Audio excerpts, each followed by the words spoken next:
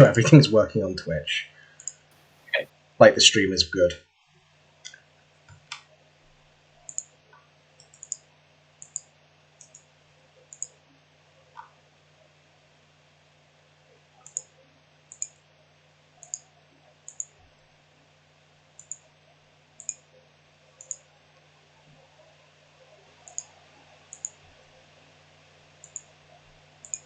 Okay, looks like we're live. Alright. Give it a second, I just want to make sure. Okay, looks like we're live. Alright. Give it a second, I just want to make sure. Okay, yeah, it looks like we're live. Up both of us, so this is good. Alright. I need to turn the stream off, then, so I'm not hearing a weird echo. I'm going to post around that we're starting, and then we'll begin.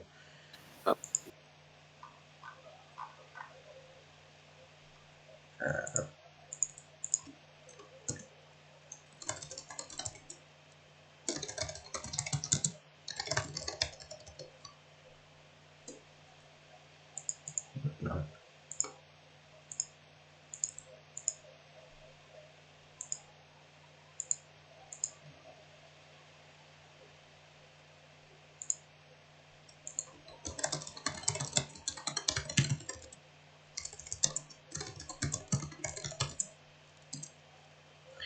Please tell me your name is the same on, like, all of the servers. Yeah. Brilliant. YouTube and Discord, man. When I made a channel, I was like, I should probably change this so everything matches. Yeah, because I think you had like 5 names all over, and it was really hard sometimes to work out like where you were on which server. Yes, I just changed everything to MarrowMesieter. Just make it easy. Okay, I'll message you this as well, so you can see the link. Okay.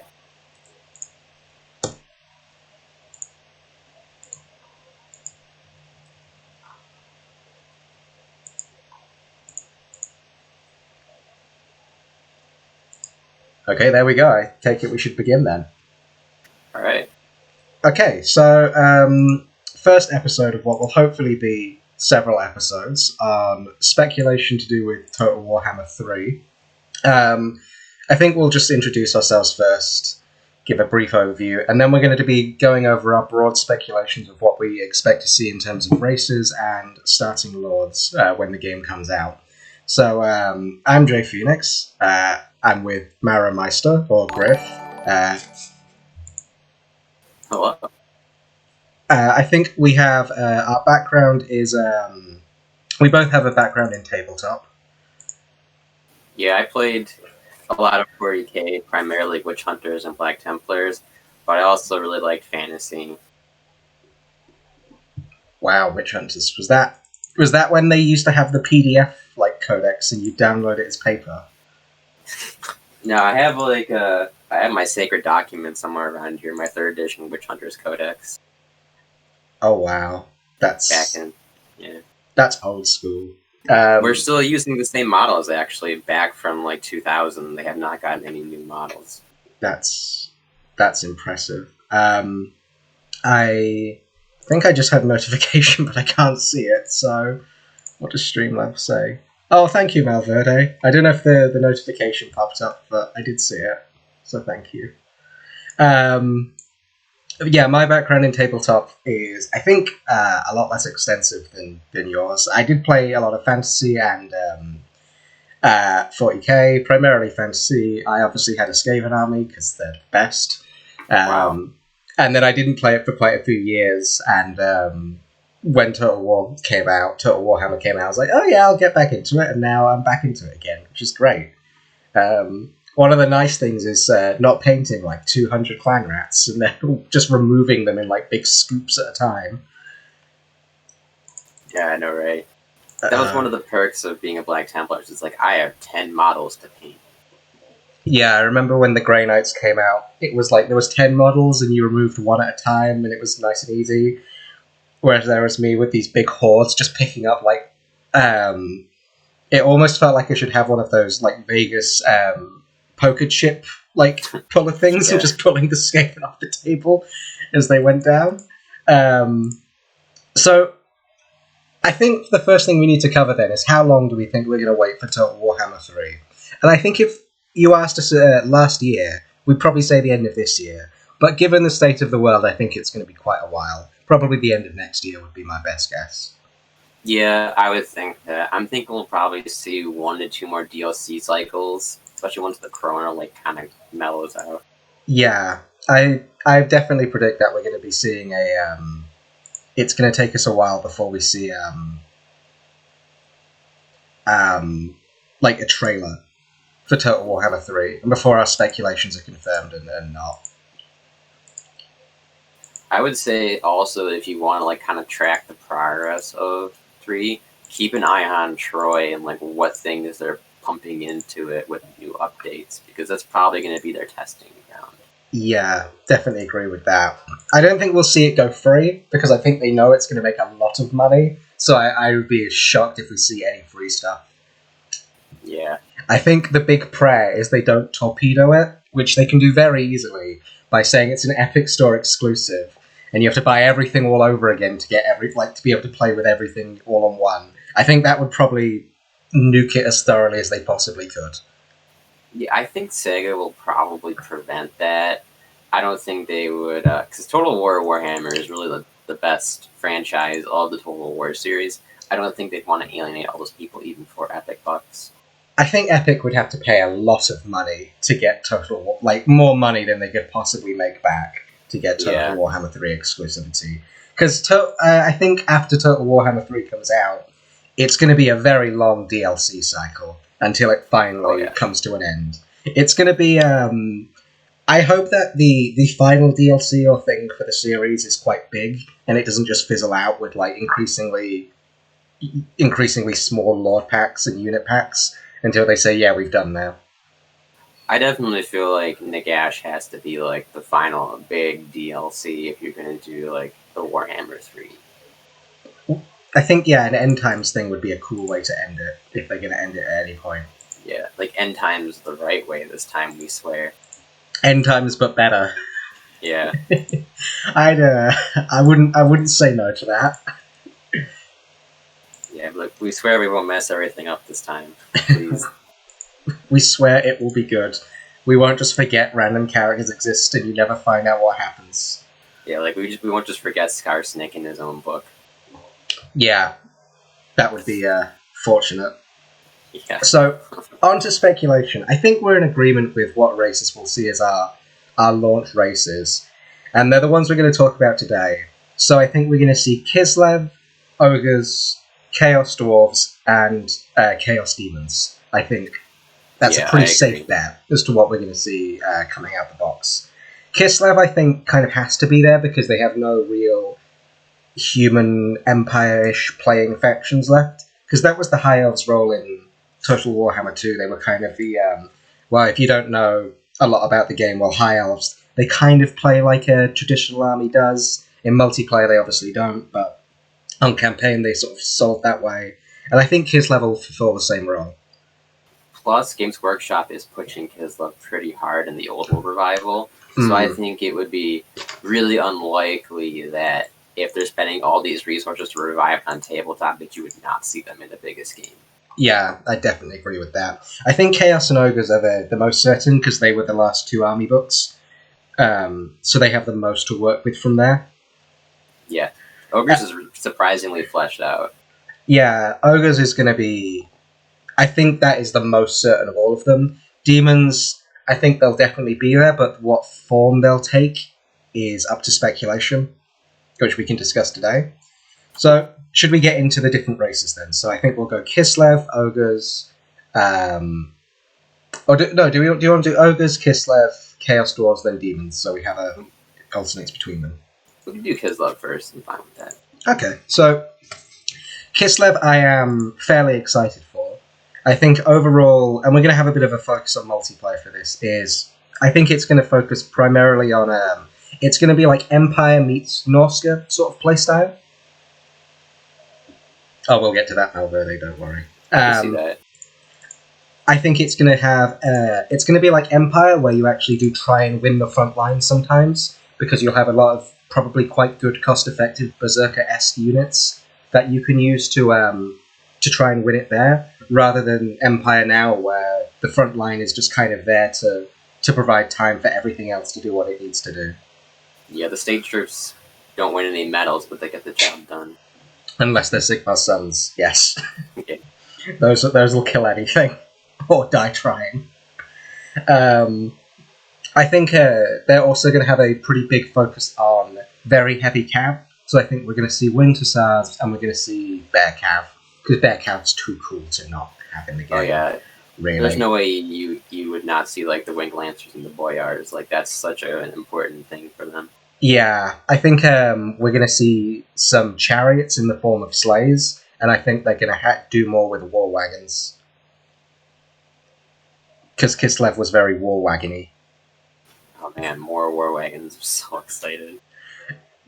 I can't tell if you're joking or not, Tex. They're so obnoxious. It's a little bit of both. Do you think we'll get melee war wagons, like war wagons pulled by bears, and they have mortars, but you can use them in melee too? And it's like the most janky version of a Scourge Runner possible. I think if they're going to do Bear Cav, they'll probably be kind of like Demi-Griffs, where they're like a very elite shock. Mm. That's kind of how I think Bears will be. I think they'll be like Demi-Griffs who are really good at sustained combat, so you'll be able to just sort of leave them places for longer than with Demis. And I feel like they won't need as much support as Demis, because obviously Heavy Cav, you always want to heal it, but I don't think Kislev will have a ton of healing magic on their roster. No, they're mostly ice. Like they have the ice magic, and then in more extended lore, they have like the witches as well, which you might see in a DLC. I think. I was going to talk about that when we go into it. So I think for Laws of Magic, we'll see. I think we have to see more of ice because there's no equivalent to it in game so far. Yeah. I think Law of Ice is going to be very much focused around debuffs and like.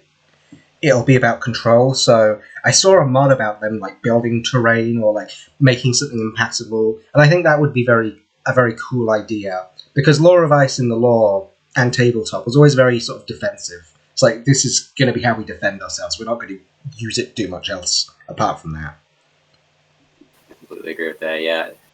Which would be kind of a nice change, because I feel right now, a lot of the meta is just defined by life magic and death magic, so having something that would provide a different kind of spin on useful magic would be nice.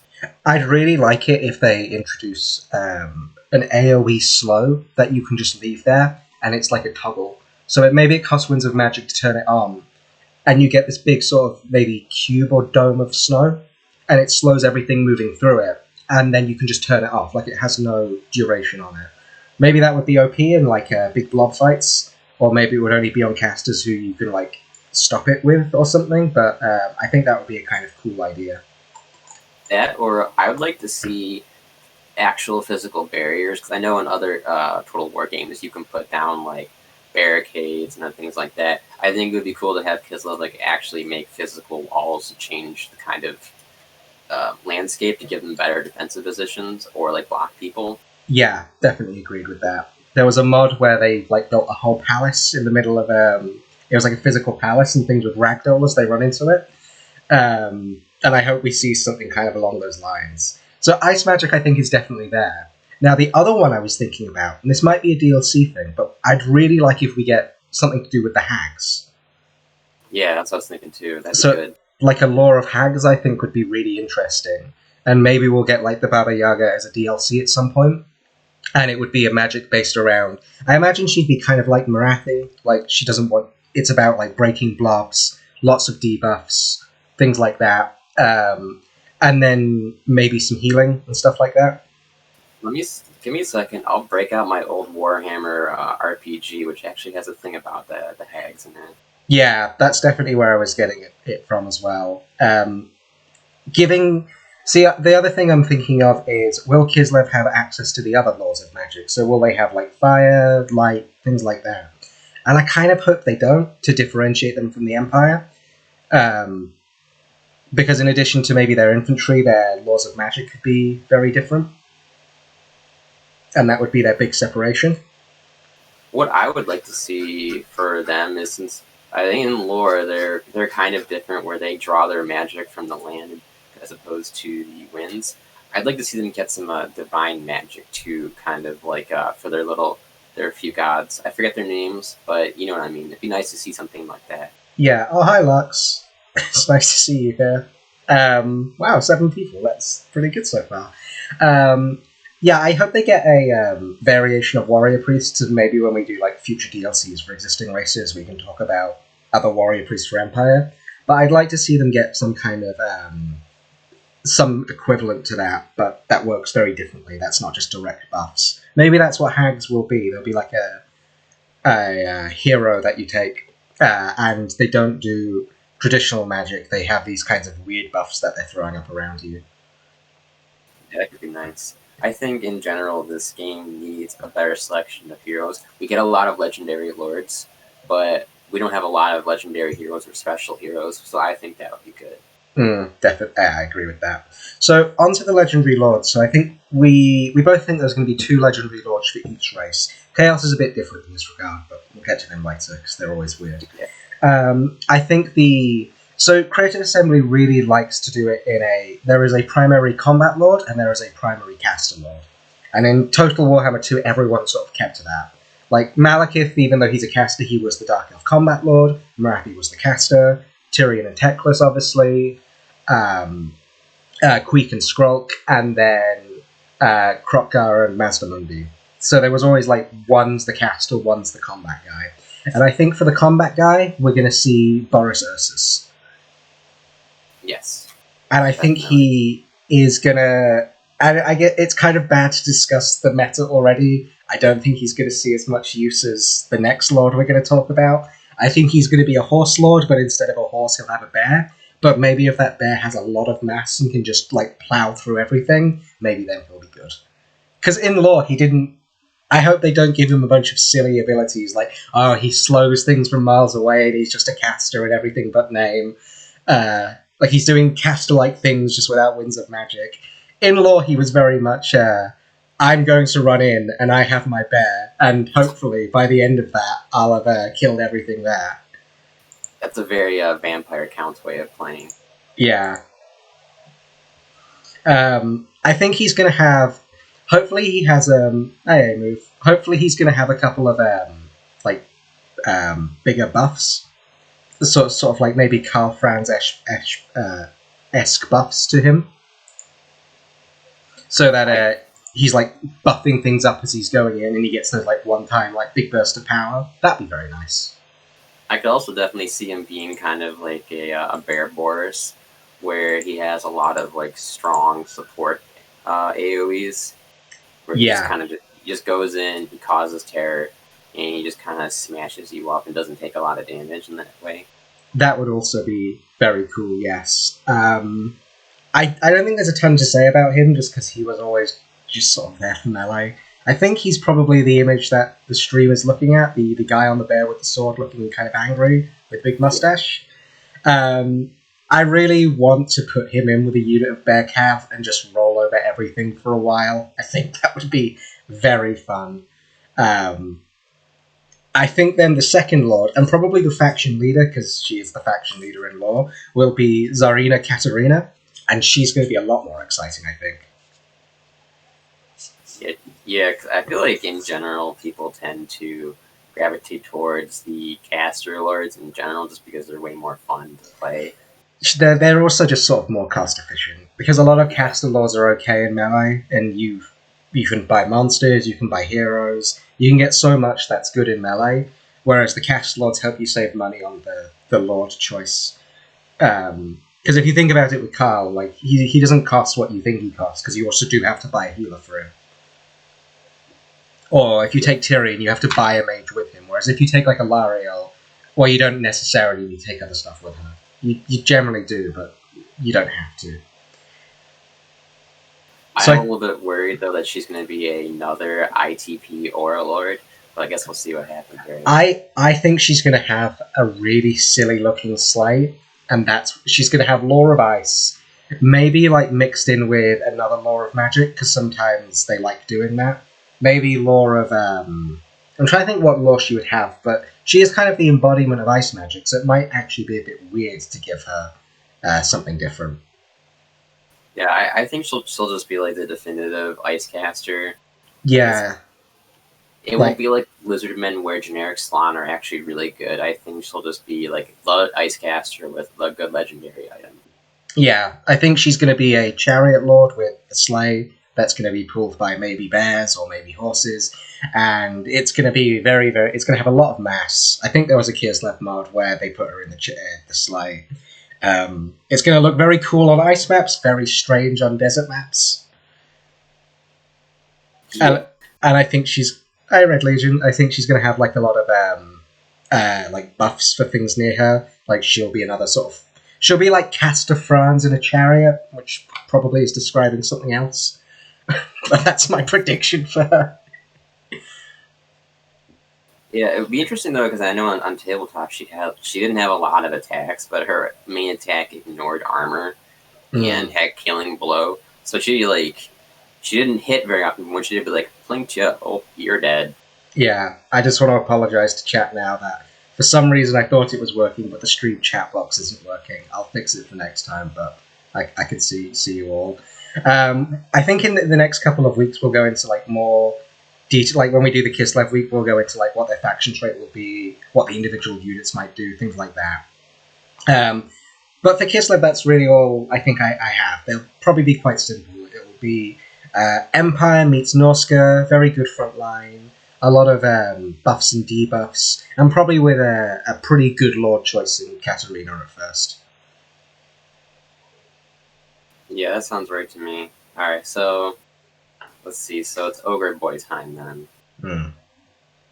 So I think for the Ogres, I'm just going to get the Lords out of the way right now. I think it's going to be Greasius Goldtooth and Scrag the Slaughterer. Okay. Because, like, Greasius, whatever you say his name is, he's, like, the over-tyrant of the Ogres. He's, like, their High King. So I would be very surprised if you didn't see him as, like, one of the starting characters, right? Mm-hmm. And then Scrag the Slaughterer is their legendary caster. So I feel like you're saying, you kind of have that whole caster and then, like, combat lord. Because they actually had their own custom lore, which is, again, the reason why I think Scrag will be in it, because there's really no other legendary lord to be that caster profile, if that makes sense. Yeah, so you think he'll be Lore of the Great Maw? Yeah, I think, because if you look at the Total War 2, there were a lot more custom lores in 2 than there ever was in 1. Beastmen, because they were kind of like later on, Beastmen got their sort of custom lore, but let's look at Total War 2. Skaven, 2 custom lores. Dark Elves, they got a custom lore. High Elves and Lizardmen kind of share high magic. So amongst the core races, they had some pretty custom magic compared to the first game, which just had all the various lores. Yeah, well, I did have Lore of Empires, which was unique for a while. Yeah. So I think that's well. Then, like, you could look at like the DLCs, like Gym Kings, Lord of Nehekara, Vampire Coast, Lore of the Deep. That kind of, you know what I'm saying, like that kind of thing where even DLC races are starting to get their own custom magics. So I think that's for sure what they're going to do. There are like other good bruisers and things they can release for DLCs for sure. But I think if you want to cover that, good combat lord and good caster lord, like those two. Yeah, definitely. Let's see. You think we'll see Ind, Cathay, or Nippon? No, not at first. Yeah, not at first. I think it depends on how well Three Kingdoms does over time, because Cathay is literally going to chip into that same kind of base, if that makes sense. Yeah. Yeah. So, how do we think those two lords are going to play?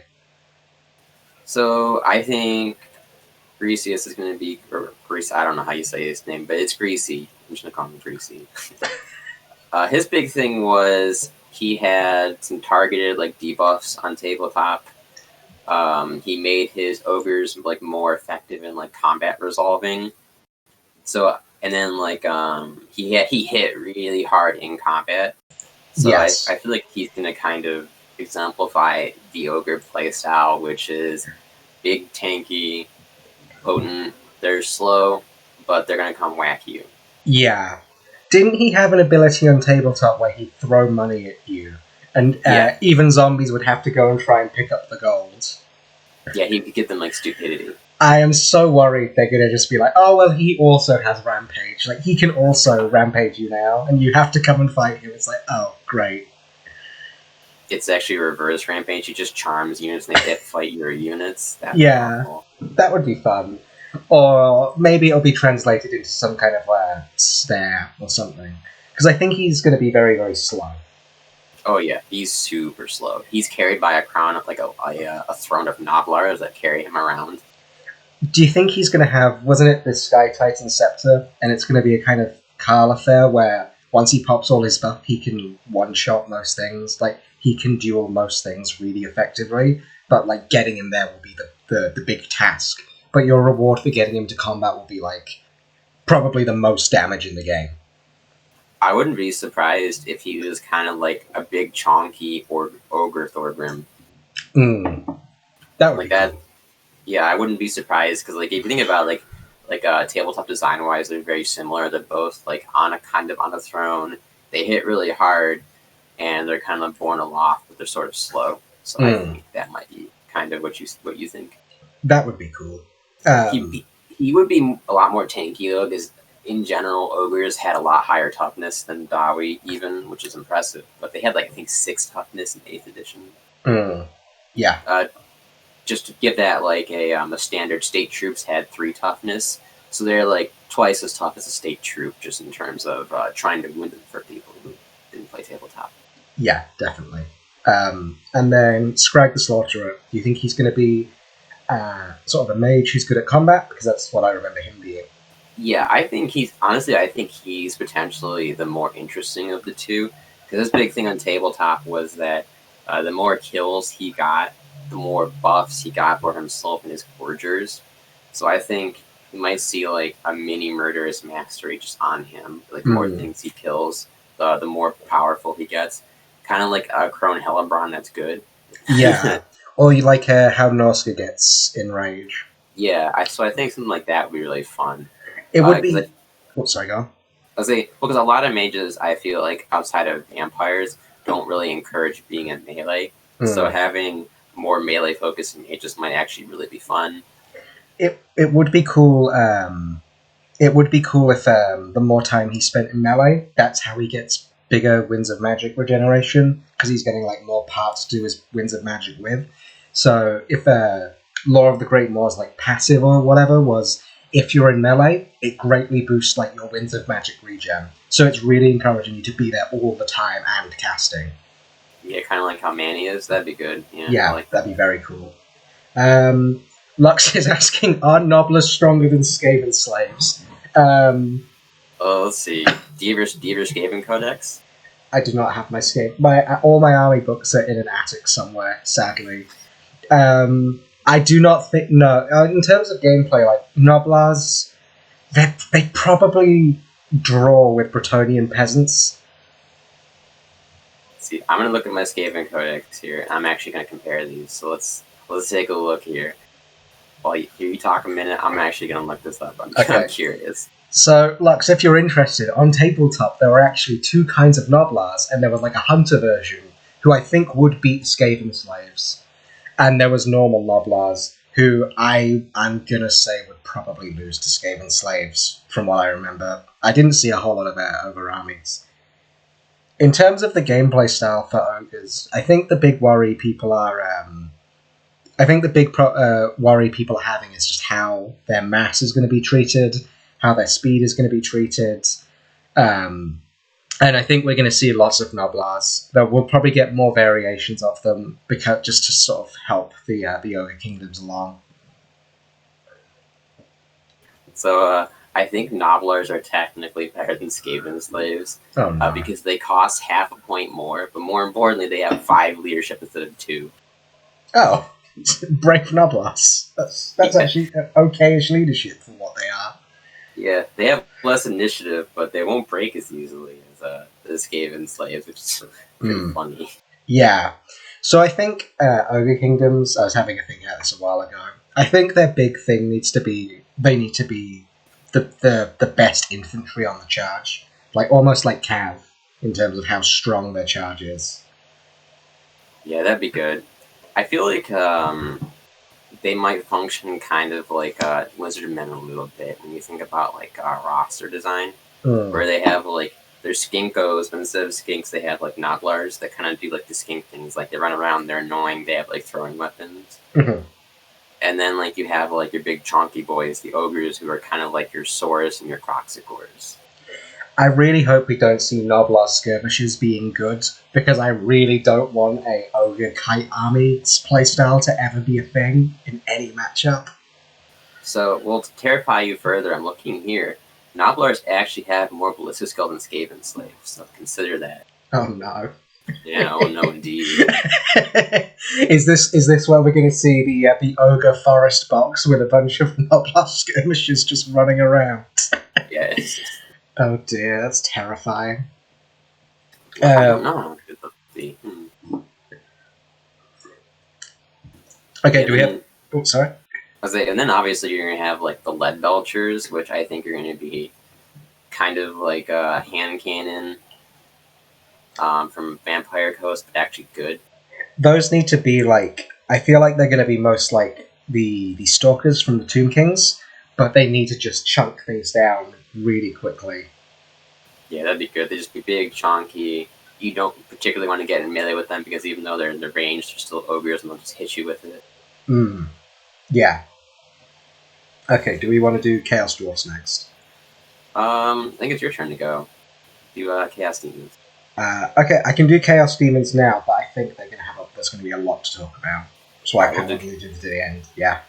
With Chaos Dwarfs. So, Chaos Dwarfs, if we're talking about roster design, I think they're going to function a little similar to Tomb Kings because in lore they have a lot of powerful constructs and demon engines, and I think they'll want to focus on that to get away from their overlap with the Greenskins because they have org units, but I don't feel like for one of your starting races you're going to want to be like, hey everybody, look at all these orc units this people also have. It's like, I think you'll see a lot of hobgoblins, and I think you'll see a lot of constructs, because other than Tomb Kings, you don't really have any race that does a construct game, which I think could be fun.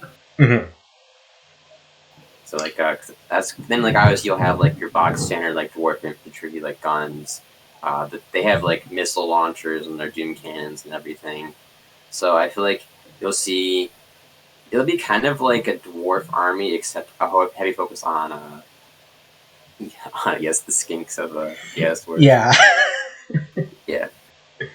But I think they won't have the same problems that the dwarves do, because they'll have their constructs, they have, like, their bull centaurs, they have, like, monsters that actually give them mass, like Lamassu as well. So, like, right off the bat, their design as a race won't be suffering from the big problem that standard dwarfs do, which is they don't have any mass. And I'm a little bit worried that they'll just be a straight, I'm better than basic dwarves in every respect, because they have access to magic, they have mass and monsters, and they also have really good artillery and infantry. I'm kind of worried they're just going to just be a straight upgrade, if that makes sense. See, my worry was that we'd have Vampire Curse Mark II, where they're a very good gun line, with a lot of tools to keep it online, where everything's like kind of self-sufficient. There's a lot of magic to help things out. I really hope we don't see Vampire Curse in dwarf form. I think it will be okay, just because they won't have lore of vampires and they won't be unbreakable. So yeah. I think that'll be kind of the big thing, is like, even if you have the units will be really expensive. I think I'd really like it if the hobgoblins were a thing and they were like quite cheap and cheerful, but then the dwarfs themselves and the bull centaurs were like incredibly expensive, and they're all very, very good on their own, but you just have to pay a huge premium to have them. Yeah, I think that's the best way to do it. Yeah. Like, they might have a Thunder equivalent that's to the dwarves, but it will probably be slightly more expensive to make up for the fact that it's on a roster that's really good at protecting them. The other thing I'm kind of concerned about is, on tabletop, they still inherited the dwarf magic resistance while having magic on their own. So I'm just kind of wondering if they're going to be like magic resistant, but also having magic. And I hope they don't quite do that. I think we said the other day we hope they have Law of Hashut. Yeah, I think that'd be really good. Yeah. I am so worried that it's going to be, well, they have Law of Metal and Fire, and that's sort of the same thing. That would not do them justice at all. I think if they're going to be a Warhammer 3 race, they'll get the support they need. Just because I feel like we're kind of at that point where they're putting more quality into the lores of magic to kind of differentiate it. So that's what I'm hoping. Yeah. So who do you think the two legendary lords are going to be for the Chaos Dwarfs? So to continue the trend, I think it's going to be Zatan the Black and then Astagoroth, probably. That's what I'm thinking.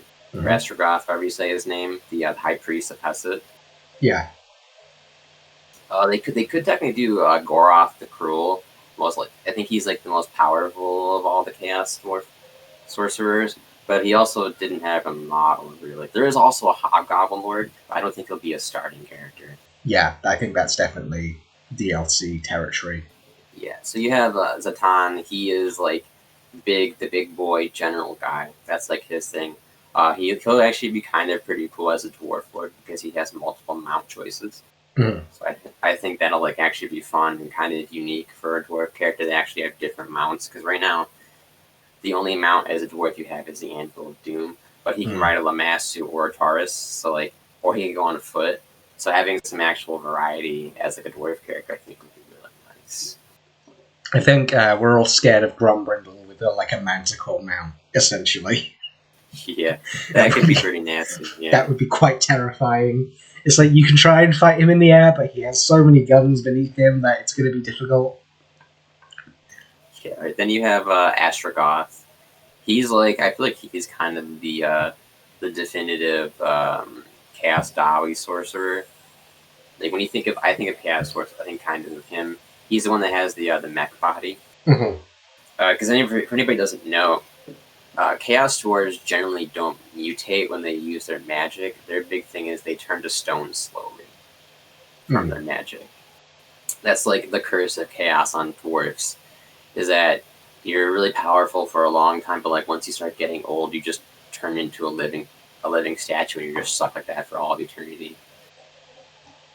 So there's definitely a price for them wielding magic they should not have. It would be kind of cool if I feel like Law of Hashut will have to be very powerful but very Winds of Magic intensive, and maybe they just don't regenerate it at the same rate as other races do, to kind of reflect the fact that even though it's very good for them to have it, they're not really meant to be using it. I think they have a mechanic where the more enemies they kill, the more Winds of Magic they get, because like in lore, a lot of their magic is really powered by sacrifices. It could be cool if they have a sort of a power of darkness thing, like the Dark Elves do, where they're like using their slaves to generate more magic. Yeah, that'd be good. That'd be a very cool way of doing it. Yeah, I think they'll have a lot of constructs as well. Hopefully, just because otherwise I don't think they'll have a lot of variety on their roster if you cut out orcs. Yeah, agreed. Okay. The Hobgoblin campaign, that's funny.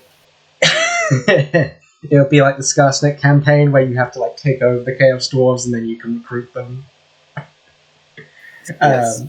So on tabletop, they actually got Black Orc Big Bosses. So just think about how terrifying dwarves would be with those. The immune to psychology. No, that's terrifying. Dwarves with Bob. So now you're thinking. I think they're going to play like as heretical as this sounds, they're going to play like a mix between regular dwarves and Skaven. Oh yeah, you think so? Yeah, like lots and lots of chaff and infantry to like absorb charges and things like that, as well as like monsters and rat ogre equivalents and hell pit equivalents and good artillery and very expensive like ranged units that can do a lot of damage. I could definitely see that. Yeah. Are Hobgoblin Wolves bigger than Goblin Wolves? Yes. I think they'd have to, because Hobgoblins are in between orcs and goblins. Yeah. I really hope we don't see hobgoblin wolves and things like that at first, because just giving them dogs as well would probably be a bit much to start with. But I think having them be a sort of coast skaven regular dwarf hybrid would be very cool. Yeah, I think I put them in a good spot. And Okay. make them, unfortunately, better than base dwarves. Okay. I think the aim was to keep this to an hour, so Yeah. we might go a little bit over with the next faction, which is Chaos. And I think we mean Chaos Demons. And this is going to be by far the most complex one. Because the problem with Chaos Demons is, how do you implement Chaos Demons without making Norska and regular Chaos look really crap at first? Because they're not going to get an update, I don't think, before Game 3. They'll have to come out after the game. Yeah, that's going to be a bit difficult, because on tabletop, you can take them as like allies or like different detachments. Yeah. So, like, yeah. Mm. So my prediction is, when Warhammer 3 comes out, as part of like maybe a pre-order bonus, or like if you own games 1 and 2, you will get Be'lakor, and he'll be takeable by Chaos, Norska, and Demons as a lord.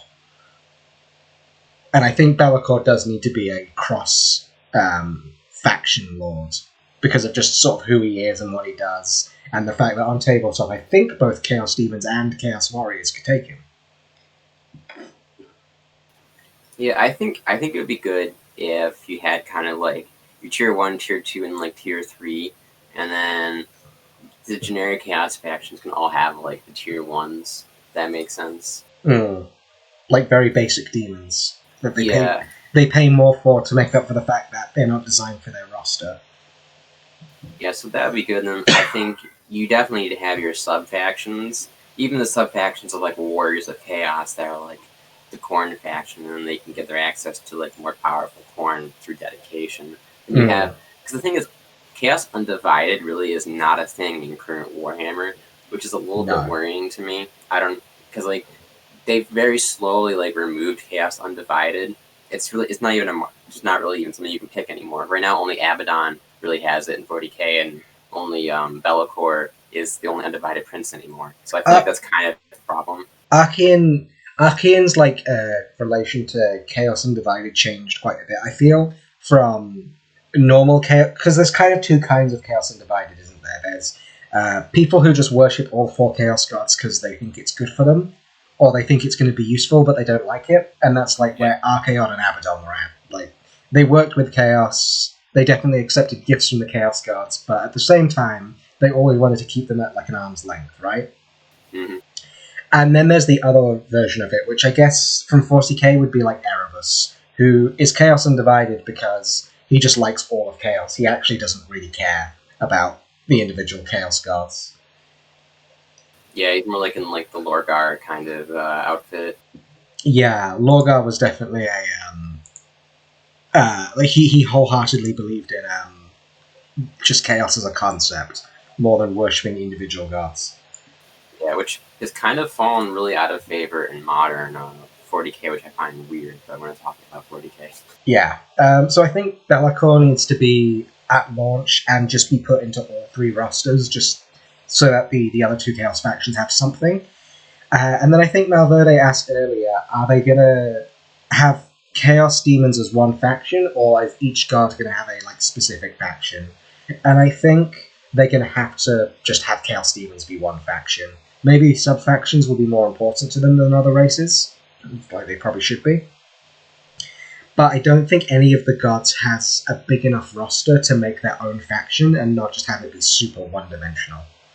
I think you'll kind of see it a bit like how vampire counts are right now, where they have tons of lords. Yeah. I think that's kind of going to be, like, you have, like, your 4 bloodline lords, and you have, like, your legendary lords, and you have, like, your generic lords, just like Lord Overload. Yeah. See, Amu's saying, I guess it depends on how they flesh out the roster, and they could do that, but the worry would be that when they design a roster, they want it to have an identity, but they also want it to be able to do different things.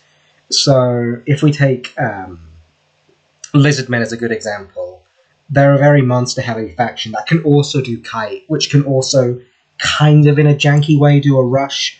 But if you just divide all the Chaos Gods into their own faction, you either lose the identity of each god with their roster by giving them too many different things, or you have like a very one-dimensional roster that only actually does one thing. Yeah. And I think one of the strengths of Chaos Demons on tabletop was always you had demons from different gods, and they sort of complement each other in a way. If I remember correctly, demons and chaos being split actually ended up really hurting a lot of the summoning factions in the long run. Like, especially like the word bearers really suffered from not easy access to demons, but that's a whole different story. Yeah, I hope we don't get I hope Chaos doesn't become a rush, like just like Beastmen, where we're a rush, but we also have a billion summons and just deal with it at some point.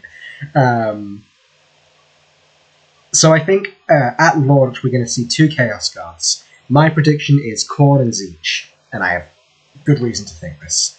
So I think Khorne, because it's the easiest to implement, like it walks forwards, it kills everything, it moves really fast.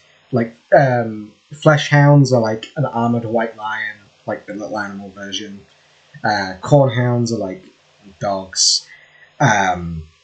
They don't have a unique law of magic to implement. They really need to do something so that if you field an all-corn army, there's no caster, and that's viable.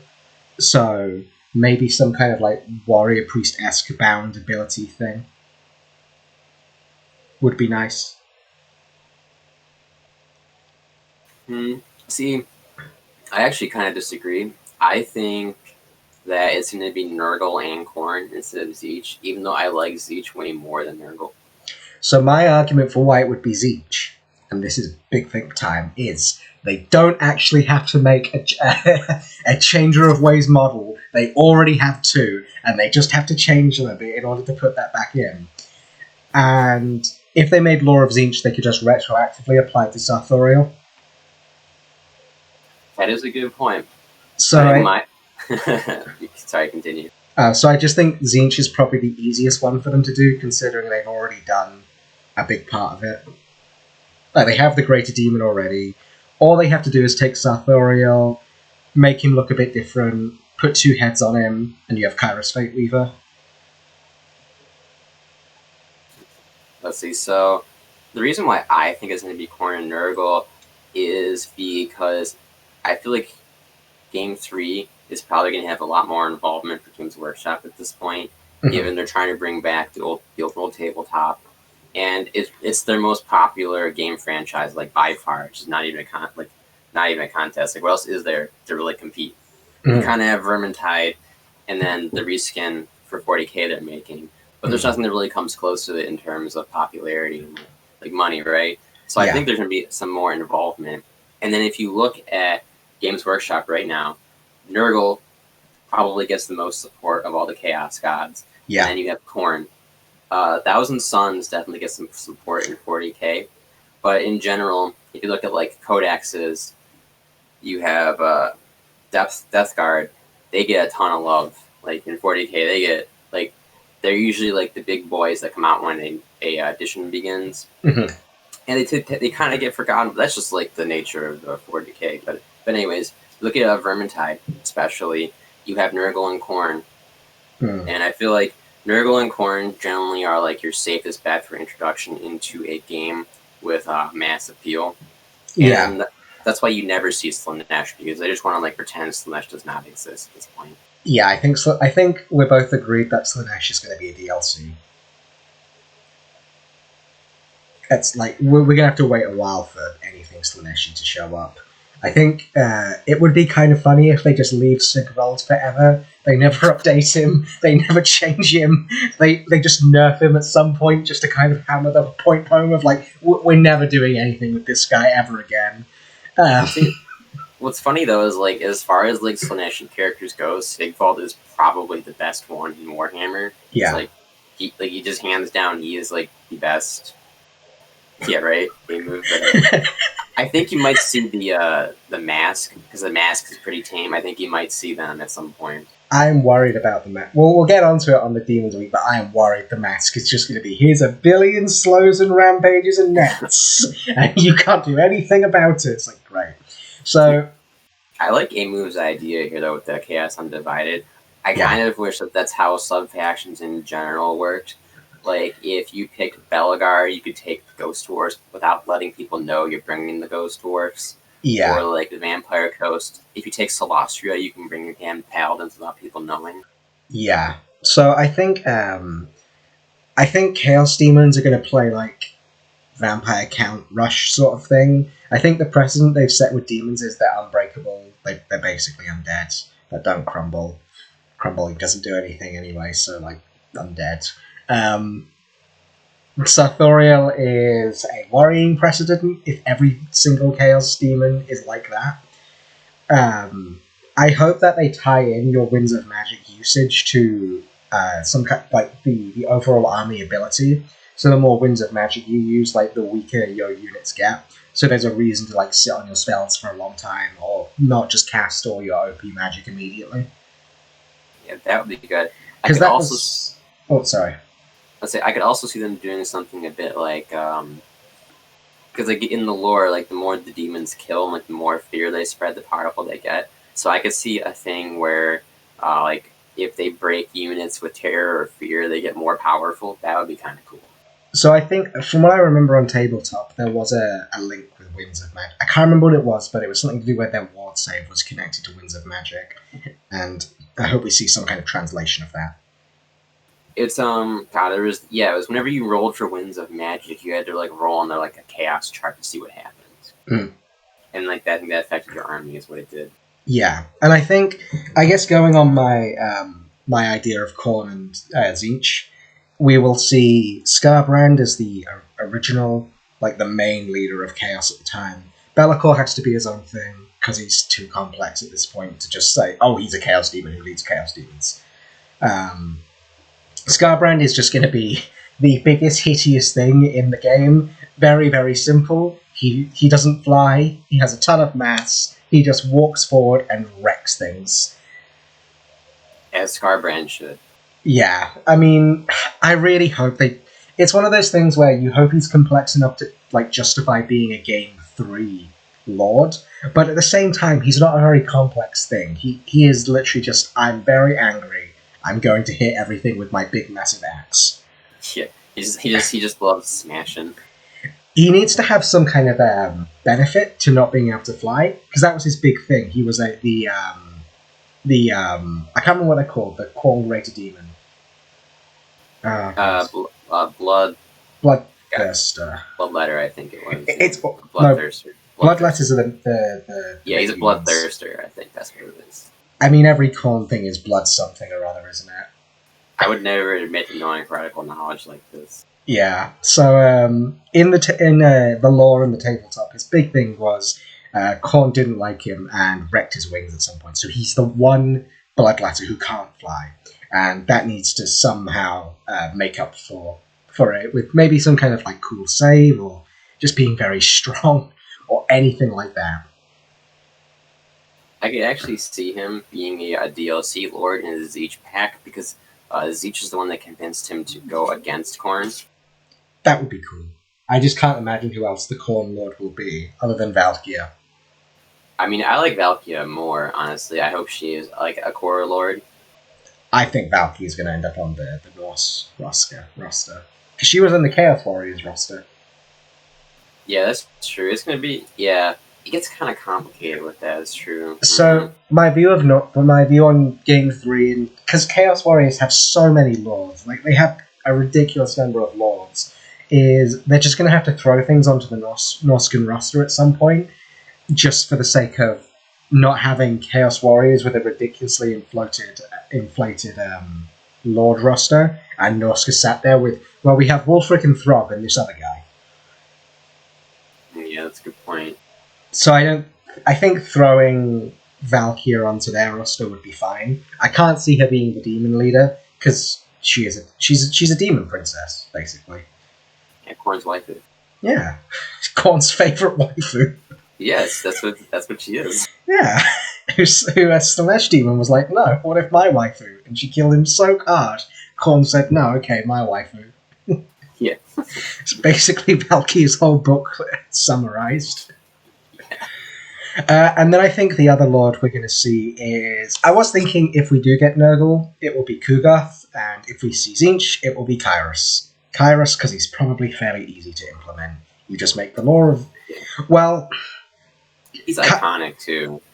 Kairos is weird, because his whole thing was he had every lore of magic, and they need to find some... Because if he just has lore of Tzeentch or some weird hybrid thing, that's not really doing justice to how much magic Kairos knew. He could do every spell, virtually. I feel like that's kind of already been solved, though, with, like, Masamundi, who should also be, like, a god-tier caster, but he isn't, or, like, Teclis. Yeah, I think we're going to see him with some kind of lore of Tzeentch with a hybrid of metal, death. Maybe he'll be like Manfred and you'll have to, like, swap them over, because each head knows... Because one head knows 4 and the other head knows the other 4 laws of magic. Yeah. Imagine if they gave him, like, lore of, like, shadows, fire, everything, and they just gave him all the pendulum effects. It's like nothing else. It's like, he has pendulum, burning head, pit of shades. Nothing useful, just... Or nothing useful in combination. He could just blow things up really well. That would be really funny. Or they just give him all the vortexes. And they're very cheap for Winds of Magic, so he just shows up, casts 4 vortexes, and then acts like a chariot. That would be pretty hilarious. And then the other one is Kugath, I think. Yeah, I don't think you'll see the... Who are the End Times triplets? I forget their names. I also forget their names. The ones that kill Carl Franz in the End Times. I probably shouldn't even mention that Forbidden Lore, actually. I mean, if we go by End Times, then Nurgle Isabella will be a thing, and she'll probably still not be viable. I just want her to be a hero in multiplayer, so glad that we can be together. Agreed. She would be such a good hero. Oh my god. Yeah. But back to Kuga. I feel like he'll have... If they do Nurgle first, we'll have Lore of Nurgle, pretty obviously. Just be a very good Nurgle caster. I feel like he'll play a bit like Helman Gorse, which probably isn't a good thing to say about him, but I feel like that's probably what he'll do. He could be a good Gorse, though. He had a ranged attack, so it would be like Gorst if he can cast a magic missile just as his regular attack. So, like, I feel like you could make him a good Gorse, because you look at like Skaven Plate casters, the heroes, they're basically a good Gorse because they're a Morius engine, but they have a good lore of magic and they have a lot more health and mass and mobility than him. So that's kind of like the problem. When Gorse is on his cart, like going like beep beep scooting around, he's super slow and has like no mass whatsoever, so he cannot protect himself. But like a big chonky Nurgle demon, he's gonna have a ton of armor. He can keep himself safe compared to like Gorse. Yeah, I think my other worry for Chaos would be, especially Nurgle, would be they would be the blobbiest faction. They would blob harder than anyone, Nurgle, because their whole thing is they are just blobs anyway. So they might as well blob up. And especially someone like Kuga, who I feel like would be a Mortis engine with a ton of like debuffs and like healing spells or like damage spells or debuff spells or whatever. I'm kind of worried it would just turn into him, 2 Great Unclean Ones, and a bunch of Nurglings, and you can't really do much about it. You're gonna have to shoot it. Yeah, I could definitely see that, because I don't like Mortis engine effects in general. They're just one of my least favorite abilities in the game. They're just not interactive. They just drain you down. They're not very fun to play against. I would be very worried for the Nurgle versus Vampire Counts matches. Like, what would that even look like? It's like, well, we both have blobs. Let's meet up in the middle and we'll see whose blob wins. I think it would actually kind of be, as strange as this sounds, a bit like Bretonnia versus Vampire Counts, because that's actually a really good matchup for Bretonnia because of the Fane Chantress. Yeah. So, it could even turn into such a hard mirror of like, well, there'll be a bunch of Nurgle demons in the middle, and there'll be Khorne Juggernauts to fight the Blood Knights if they're there, and we'll just sort of see whose blob is the strongest. Yeah. I'm hoping the Vampire Counts get some love before then, so we don't have to worry about that. Oh, I think of all the things on the Chaos Demons roster I'm looking forward to, Khorne Juggernauts are the absolute peak of that. because they just look so cool, and the whole concept of them is really awesome. It's a giant, like, armored metal dog with a demon riding it that just wrecks space. Yeah, they do look cool. Oh, God. And with Scarbrand, I feel like that would be fairly interesting to watch coming towards you at some point. I think of all the Chaos gods, Khorne probably has like the best aesthetic and like color scheme by far. Yeah, Khorne looks really cool. I like Tzeentch's look.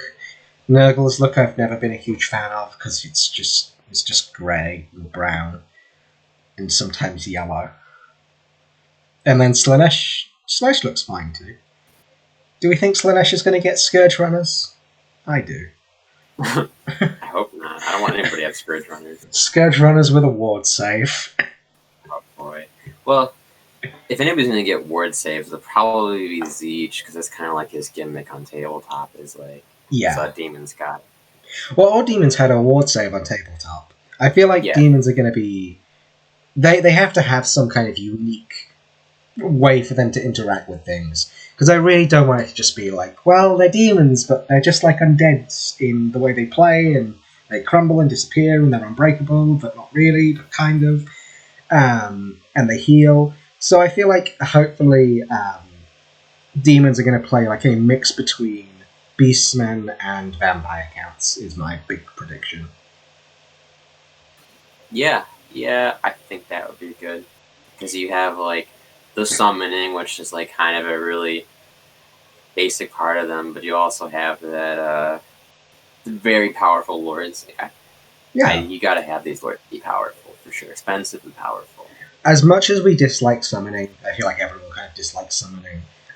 Summoning is a pretty core part of who the demons are, or their lore passives, like, especially the lore of Tzeentch, like, its passive was it would do some summoning.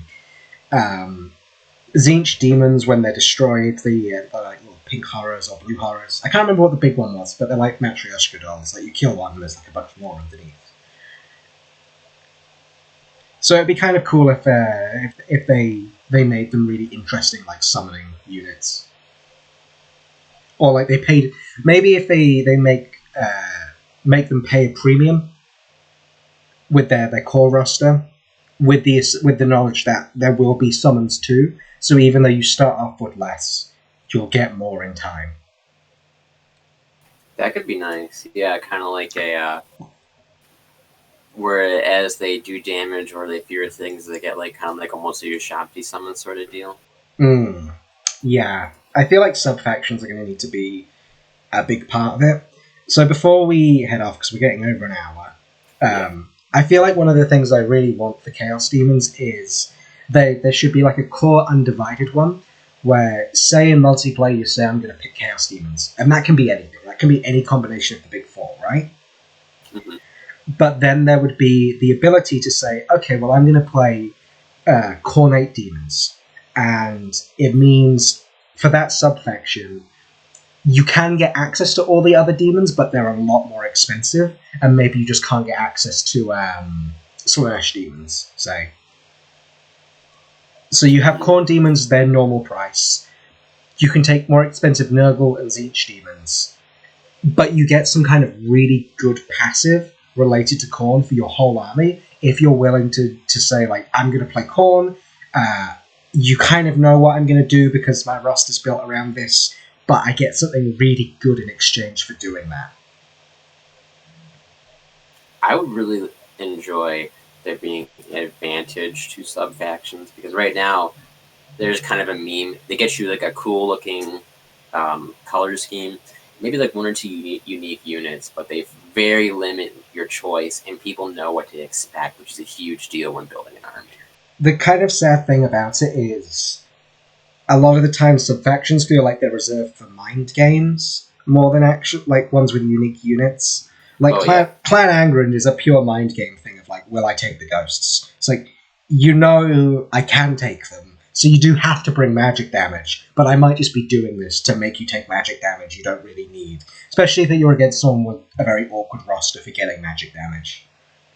Yeah, or, like, you can do that with kind of, like, Sartosa, where it's like, am I going to bring a Pirate Rush instead of a gun line?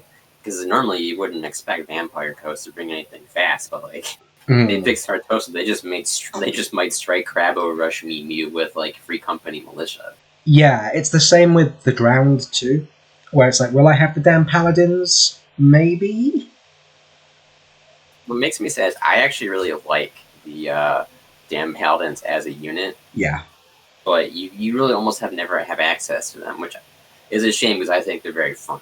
Yeah, they're cool in Vampire Coast Mirrors, I think, and that's like their best niche. Yeah. Lux, you can do a Wood Elf one, but the problem is with the Wood Elf subfaction doesn't have unique units. Yeah. Well, so there's no mind games there. They know what you're going to do. They just know you'll have Durfu. One advantage to the High Elf Avalorn is that everybody takes Larry anyways. So yeah. Yeah, the mind games for the High Elves is really quite easy to pull off there with that, because all you're doing is saying, I have the thing you know I'm going to have anyway. Yeah. Also bringing trees, maybe, look out. I guess now it's at least saying, I won't have Bird Teclis, I'll have something just as annoying. But don't worry, I won't have Bird Teclis. I think Larry is actually more annoying.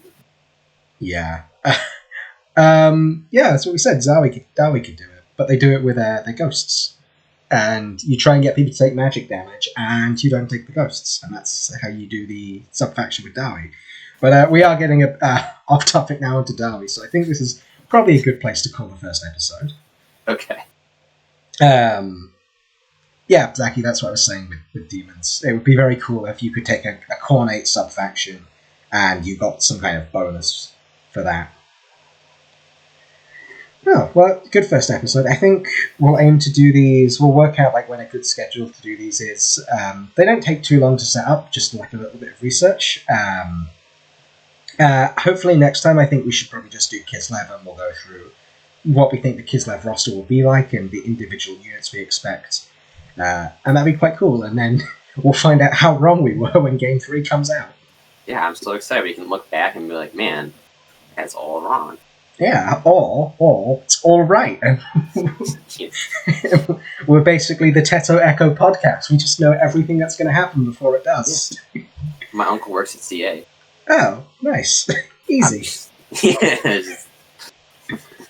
Oh, well, that was good. Thank you, everyone, for tuning in. I'm sorry the chat box and notifications didn't work. I copy and paste them from another setup, and I thought they would work. Apparently not. I'll fix that for next stream. But thank you, everyone, for tuning in, and we will see you next time. I think fortnightly would be good. Okay, yeah. Oh, okay, well, we will see you then. See ya.